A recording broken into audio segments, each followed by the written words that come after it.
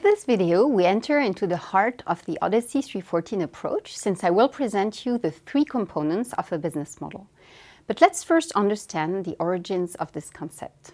The term business model was reserved for the information technology sectors in the 1970s.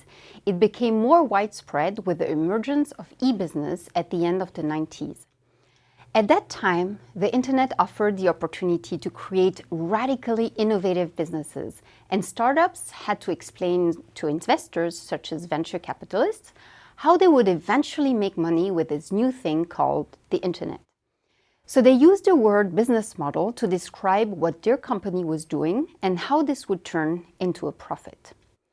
The use of the term gradually spread to more traditional companies, and today the term business model is commonplace, and its use is broadening despite the burst of the internet bubble, a world to which it is still often closely associated. Indeed, the business model is proving to be a valuable tool for strategic reflection, and this is how we will use it in Odyssey 314. There are actually many definitions of a business model, and therefore several frameworks have been developed by academics or consultants to help describe a business model. In fact, when discussing about business models with someone, you should really clarify whether this person has in mind the same definition as yours or not. We define the business model as a description of how a company generates profit, how it makes money.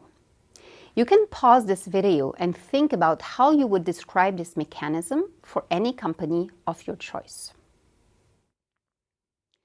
You probably came up with different items as components of a business model. To describe a business model, we are using a very simple framework that we have developed in Odyssey 314. This framework revolves around three pillars: the value proposition, the value architecture, and the profit equation.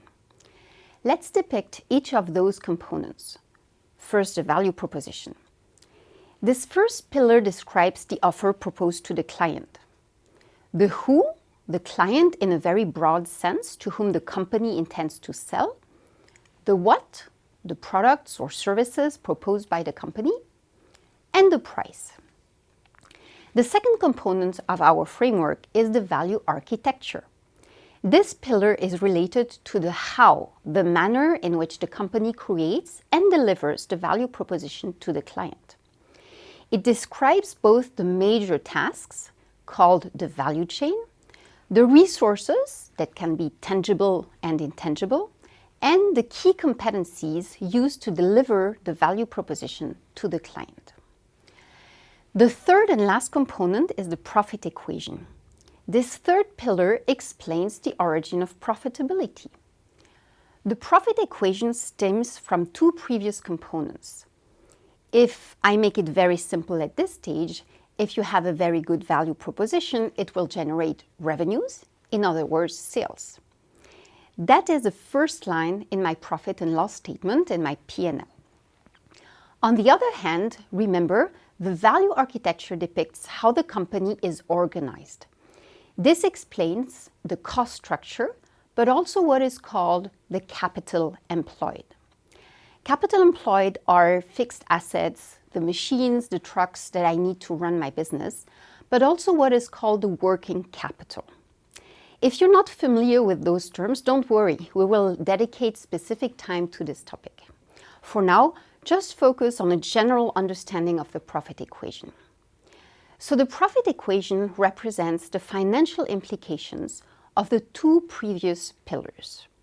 It is just a way of looking at the two previous components with financial glasses. Again, the value proposition explains the revenues, the value architecture explains the cost structure and the capital employed. The overall message of the business model is that value proposition and value architecture need to be aligned in order to create a profit. It is very easy for a company to be low price. Price is something that the company decides upon. However, if the company seeks a profit, it then needs to be really low cost, which is very difficult to achieve. Value architecture and value proposition need to be aligned. So this was the presentation of the three pillars of the business model, which are at the heart of the Odyssey 314 approach.